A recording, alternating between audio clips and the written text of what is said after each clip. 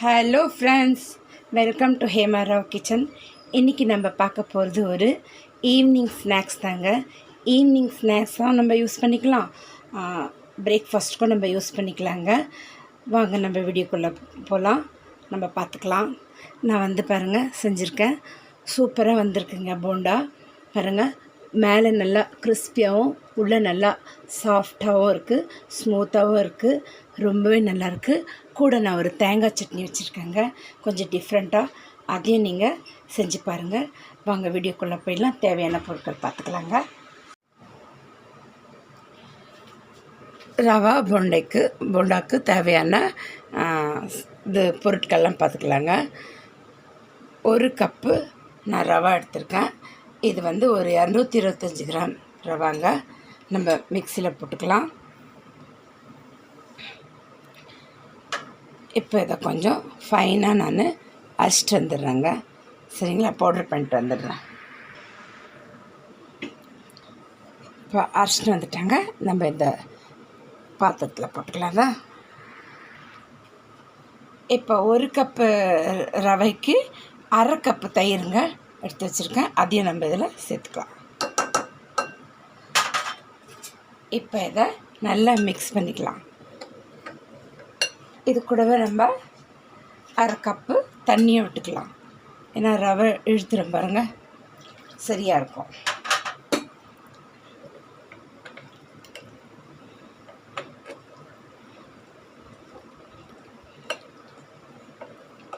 இதை மிக்ஸ் பண்ணி இப்படி ஒரு 10-15 நிமிஷம் வச்சிடலாங்க. இது கொஞ்சம் புளிக்கட்டும். அதுக்குள்ளேயே நம்ம ஒரு சட்னி அரைச்சிக்கலாம். இதை ஒரு மூடி போட்டு வச்சிடுறேன். மூடி போட்டுடலாம். இது ஒரு ஓரமாக இருக்கட்டும். நம்ம இப்போ சட்னிக்கு பார்த்துக்கலாங்க. அதே மிக்ஸி ஜாரில் இப்போ நான் ஒரு 3/4 கப்பு தேங்காய் எடுத்து வச்சுருக்கேங்க.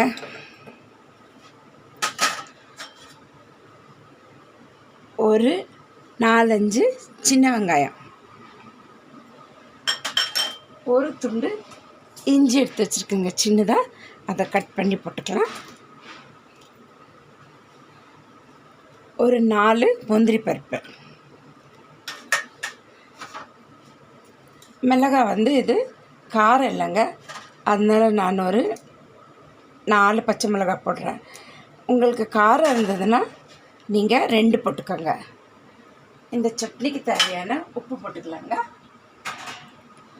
இப்போ நான் இதை அரைச்சிட்டு வந்துடுறேன். தேவையான அளவு உப்பு போட்டுக்கலாம். அரைச்சிட்டு வரேங்க.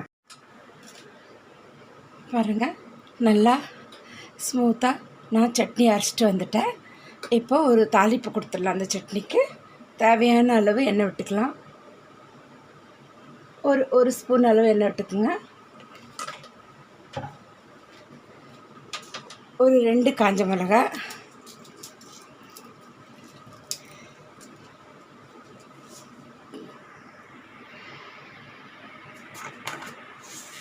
ஒரு 1/4 டீஸ்பூன் கடுகு,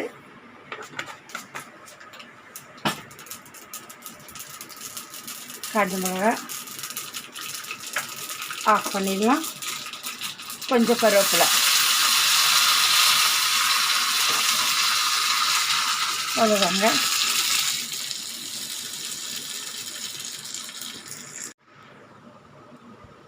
இப்போ நம்ம இந்த தாளித்து வச்ச சட்னி எடுத்து ஒரு ஓரம் வச்சிடலாங்க. இப்போ இந்த மாவை பார்த்துக்கலாம். 10 நிமிஷம் எடுத்து பாருங்க, நல்லா ஊறி நல்லா ஸ்மூத் ஆகிடுதுங்க. இப்போ இதுக்கு தேவையான பொருட்கள்லாம் போட்டுக்கலாம். நான் ஒரு பெரிய வெங்காயம் எடுத்து பொடிசாக கட் பண்ணி வச்சுருக்கேங்க. உங்கள்கிட்ட சின்னதாக இருந்தால் 2 வெங்காயம் போட்டுக்கோங்க.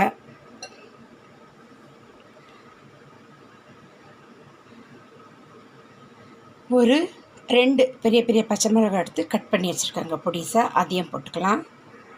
ஒரு துண்டு இஞ்சி பொடிசாக கட் பண்ணி வச்சுருக்கேன், அதையும் சேர்த்துக்கலாம். கருவேப்பிலை ஒரு 4 இனுக்கு கருவேப்பிலை எடுத்து நல்லா இந்த மாதிரி பொடிசாக கட் பண்ணிட்டேங்க, அதையும் சேர்த்துக்கலாம். உருளைக்கிழங்கு 2 மீடியம் சைஸ் உருளைக்கிழங்கு எடுத்து பாயில் பண்ணி ஆற வச்சு நல்லா சில்டு பண்ணி அதுக்கப்புறம் இதை நல்லா துருவி வச்சுருக்கேன் பாருங்கள், நல்லா மேஷ் பண்ணி வச்சுருக்கேன். அதையும் போட்டுக்கலாம்.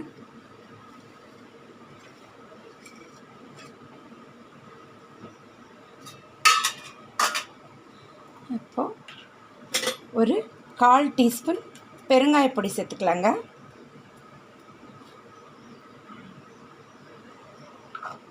இதுக்கு தேவையான உப்பும் நம்ம சேர்த்துக்கலாம். ஒரு 1/4 ஸ்பூன் உப்பு போடுறேன். தேவையான போட்டுக்கலாங்க, இல்லைன்னா ஜாஸ்தி ஆகிடும். அதனால் தேவைன்னா நம்ம சேர்த்துக்கலாம் டேஸ்ட் பார்த்துட்டு. இப்போ இதெல்லாம் சேர்த்து நம்ம மிக்ஸ் பண்ணிடலாங்க. கை கொண்டு தான் மிக்ஸ் பண்ணணும், ஏன்னா நல்லா ஸ்மூத்தாக. இதை வேணும்னா ஒரு 2 டீஸ்பூன் தண்ணி தெளிச்சுக்கலாங்க, இல்லைன்னா அதோடு விட்டுடலாம் சரியாக இருந்தால்.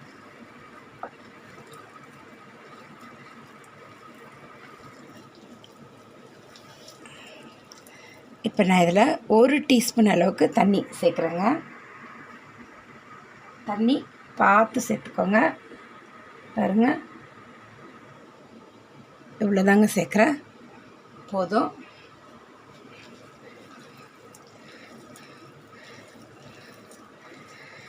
நல்லா நம்ம உளுத்த வடை போண்டாலாம் போடுறோம் இல்லைங்களா, அந்த பதத்துக்கு இதை மிக்ஸ் பண்ணிக்கலாம். மிக்ஸ் பண்ணிவிட்டு ஒரு ஓரம் வச்சுட்டு நம்ம எண்ணெய் கடாய் ஏற்றிடலாங்க. அவ்வளோதான், நம்ம போண்டா போட்டு எடுத்துடலாம். சரிங்களா? நம்ம உளுத்த வடைக்கு நல்லா பிசைகிற மாதிரி இதை நல்லா அடித்து பிசைஞ்சிக்கோங்க. அப்போ தான் போண்டா நல்லா புசு புசுன்னு வரும். எப்படி நம்ம வடைக்கெல்லாம் போட்டால் புசு புசுன்னு வருது, அந்த மாதிரி வருங்க. சரிங்களா? பாருங்கள், இந்த மாதிரி நான் மிக்ஸ் பண்ணிக்கினேன். அது மாதிரி தான் நீங்களும் மிக்ஸ் பண்ணிங்க, அப்போ தான் நல்லா வரும் போண்டா. சரிங்களா? ஓகேங்க, எண்ணெய் கடாய் வச்சுக்கலாம். பாருங்கள், மாவு ரெடி எடுத்துங்க. சூப்பராக பாருங்கள், இந்த அளவுக்கு இருக்குது. எண்ணெயும் சூடாக எடுத்து எண்ணெய் கடாய் வச்சுட்டேன். இப்போ நம்மளுக்கு ஏற்ற மாதிரி சைஸு போட்டுக்க வேண்டியதாங்க. இப்போ நான் வந்து ஹையில் இருந்தது, இப்போ ஸ்லோ பண்ணிட்டேங்க ஃப்ளேமை. போட்டுக்கலாம் சின்ன சின்னதாக.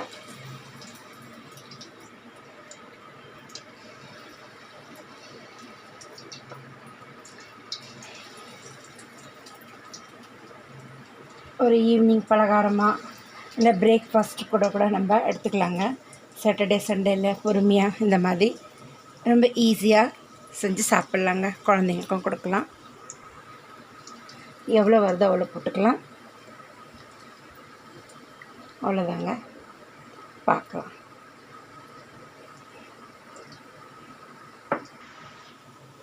இது நல்லா கோல்டன் ஃப்ரை ஆனதும் நம்ம திருப்பி போடலாங்க. நீங்கள் உங்களுக்கு வேணும்னா ஒரு 1/4 டீஸ்பூன் இதில் சோடா மாவு இல்லைன்னா பேக்கிங் சோடா கூட சேர்த்துக்கலாங்க. இல்லைன்னா ஒரு 10 நிமிஷம் 20 நிமிஷம் வச்சிட்டிங்கன்னா சேர்க்க தேவையில்ல. நான் இப்போ ஒரு முதல்ல நம்ம ஒரு மிக்ஸு ரவா தயிர் கலந்து ஒரு 15 நிமிஷம் வச்சோம். அதுக்கப்புறம் உருளைக்கிழங்கு இதெல்லாம் மிக்ஸ் பண்ணி நான் ஒரு 10-15 நிமிஷம் வச்சேங்க. அதனால நான் சோடா மாவு பேக்கிங் சோடா எதுவும் சேர்க்கல. உங்களுக்கு வேணும்னா நீங்கள் சேர்த்துக்கலாம். இப்போ நம்ம திருப்பிடலாங்க இதை.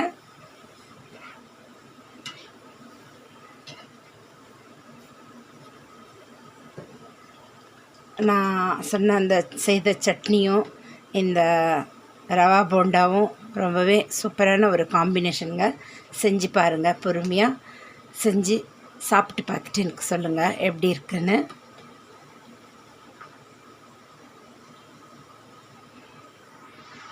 கொஞ்சம் கோல்டனாக ஆகட்டுங்க, எடுக்கலாம். பாருங்கள், இந்த அளவுக்கு இது நல்லா கோல்டனாக வடை மாதிரியே நல்லா கோல்டனாக எடுத்து பாருங்கள். இப்போ எடுத்துடலாம். எடுத்துகிட்டு நான் மற்ற வடையும் போண்டாவையும் சுட்டுட்டு அதுக்கப்புறம் உங்களுக்கு பிளேட்டிங் பண்ணி காட்டிடுறேங்க. பாருங்கள், இந்த அளவுக்கு நம்ம எடுத்தாச்சு. இன்னொரு ஈடு போட்டுடுறேன். போட்டுட்டு எண்ணெய் இருக்கிறதுக்காக இப்படி வச்சிடலாம். இன்னொரு ஈடு போட்டுடுறேங்க.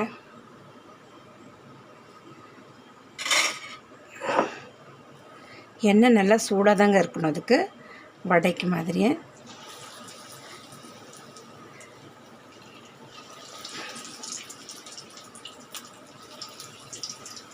அவ்வளோதாங்க. நான் இப்போ இதெல்லாம் இதே மாதிரி கோல்டனாக வறுத்து எடுத்து உங்களுக்கு பிளேட்டிங் பண்ணி காட்டிடுறேன். நம்ம செஞ்ச போண்டா ரவா போண்டா ரெடி ஆகிடுதுங்க. சட்னி சூப்பரான காம்பினேஷன். நீங்களும் செஞ்சு பாருங்கள். ரொம்ப நல்லா வந்திருக்கு. நல்ல மேலே முறுமுறுன்னு உள்ளே நல்லா சாஃப்டாக நல்லா வந்திருக்குங்க. நீங்களும் இதே மாதிரி செஞ்சு பார்த்துட்டு எனக்கு கமெண்ட் பண்ணுங்கள், லைக் பண்ணுங்கள், எல்லாருக்கும் ஷேர் பண்ணுங்கள், சப்ஸ்கிரைப் பண்ணுங்கள். மறக்காமல் பெல் பட்டன் அழுத்துங்க. அப்போ தாங்க நான் போடுற வீடியோ உங்களுக்கு உடனே வந்து சேரும். மீண்டும் நம்ம அடுத்த வீடியோவில் சந்திக்கலாம். தேங்க்யூ ஃபார் வாட்சிங்.